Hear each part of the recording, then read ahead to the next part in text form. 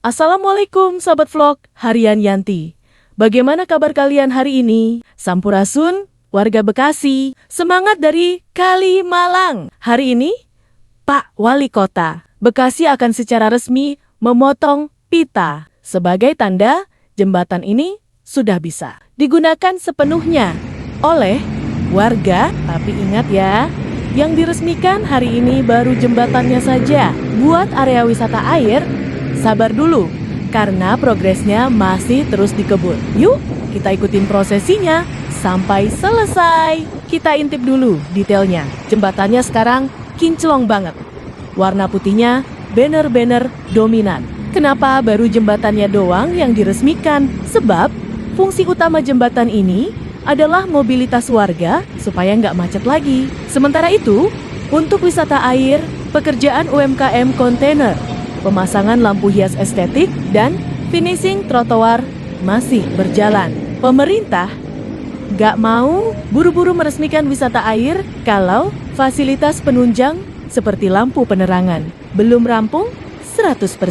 Kita pengennya pas dibuka nanti malam-malam Kalimalang benar-benar kayak di Eropa. Nah, ada yang menarik nih teman-teman. Di sisi sana, ternyata ada pembangunan 2 jembatan tambahan yang bentuknya flat atau datar. Ketinggiannya sekitar 2-3 meter dari permukaan air. Jadi sekarang, total ada 3 jembatan baru di area Kalimalang ini. Saya spill bagian paling keren di peresmian hari ini. Coba kalian perhatikan baik-baik ke bagian kolong atau sisi bawah.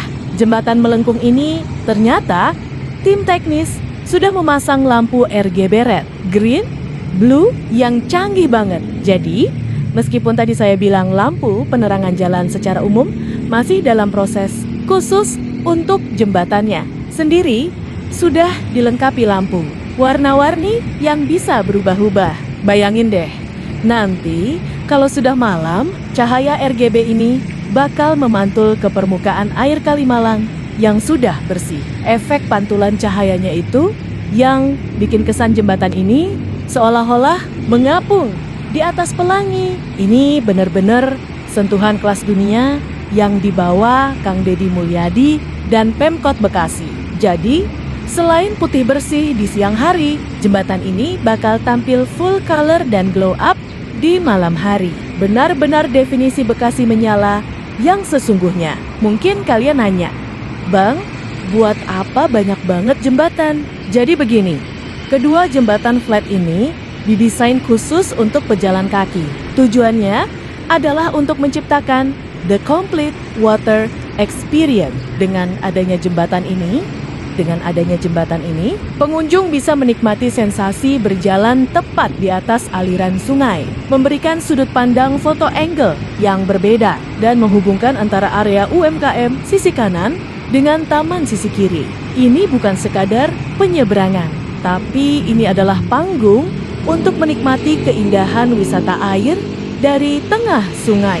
Banyak yang nanya di DM saya, Bang, ini kan hasil kolaborasi Pemkot Bekasi sama Pemprov Jabar. Kok Kang Deddy Mulyadi KDM nggak kelihatan di peresmian? Warga semuanya, kita tahu sendiri sosok gubernur kita, Kang Deddy Mulyadi. Beliau itu tipikal pemimpin yang jarang mau muncul di acara gunting pita atau seremoni mewah seperti ini. Beliau lebih sering hadir saat peletakan batu pertama atau saat proyek masih susah-susahnya. Begitu sudah jadi, beliau lebih memilih menyerahkan panggungnya kepada pemerintah setempat, dalam hal ini Pak Wali Kota Bekasi, untuk meneruskan dan merawatnya. KDM itu lebih milih ngulong ngidul berkeliling, memantau daerah terpencil di Jawa Barat, ngurusin infrastruktur yang rusak atau blusukan, nemuin warga yang butuh bantuan langsung. Nggak heran ya, di tahun 2025 sampai 2026 ini, beliau jadi gubernur yang paling diimpikan warga provinsi lain. Banyak yang iri sama kita, warga Jabar, punya pemimpin yang seimbang antara pembangunan infrastruktur mewah dengan perhatian sosial yang luar biasa. Alhamdulillah, prosesi gunting pita oleh Pak Wali Kota sudah selesai. Sekarang jembatan melengkung sudah resmi milik kita semua. Mari kita jaga bareng-bareng. Jangan dicoret-coret, jangan buang sampah ke air. Biar usaha KDM dan Pemkot Bekasi nggak sia. Kita tunggu beberapa minggu lagi sampai lampunya nyala dan kontainer UMKM-nya buka. Bekasi makin menyala. Oke, kita lanjut lagi ya. Sambil kita jalan ke arah jembatan flat yang baru, saya mau bahas sedikit soal teknik. Banyak yang nanya, "Bang, kenapa sih harus melengkung? Kan ribet bikinnya." Secara estetika, bentuk melengkung ini memberikan kesan dinamis. Gak kaku, kayak beton. Jalan tol di atas kita itu, tapi secara teknis, lengkungan ini juga membantu ruang bebas di bawah jembatan. Jadi lebih tinggi tanpa harus bikin tanjakan yang terjal bagi kendaraan. Ini penting supaya kalau nanti ada perahu wisata air yang lewat, mereka punya ruang yang cukup di bawahnya. Jadi, desain ini sudah sinkron banget sama rencana wisata air Kalimalang ke depannya. Benar-benar dipikirkan matang-matang oleh tim arsitek dari Pemprov Jabar dan Pemkot Bekasi. Sekarang kita melipir ke deretan kontainer warna-warni yang lagi dikerjakan. Walaupun belum diresmikan, tapi getarannya sudah kerasa. Penataan UMKM di sini konsepnya moderneco. Nantinya penjual nggak cuma sekadar jualan, tapi mereka dikurasi supaya produknya berkualitas. Jadi warga yang nongkrong di atas rooftop kontainer nanti bisa makan enak dengan pemandangan mewah. Ini adalah cara cerdas Kang Deddy Mulyadi dan Pak Wali Kota untuk meningkatkan ekonomi lokal. Bayangkan berapa banyak lapangan kerja baru yang tercipta di sini. Dari petugas kebersihan, pengelola parkir, sampai koki-koki UMKM lokal kita. Nah, saya sekarang berdiri di salah satu dari 2 jembatan flat pejalan kaki. Ingat kan? Tadi saya bilang total ada 3 jembatan baru. Alasan mendasar kenapa dibuat 2 jembatan tambahan yang tingginya 2-3 meter ini adalah untuk manajemen masa crowd control. Kalimalang ini kalau hari libur pasti penuh sesak supaya orang nggak numpuk di jembatan utama yang ada kendaraannya. Maka disediakan jembatan khusus pedestrian ini.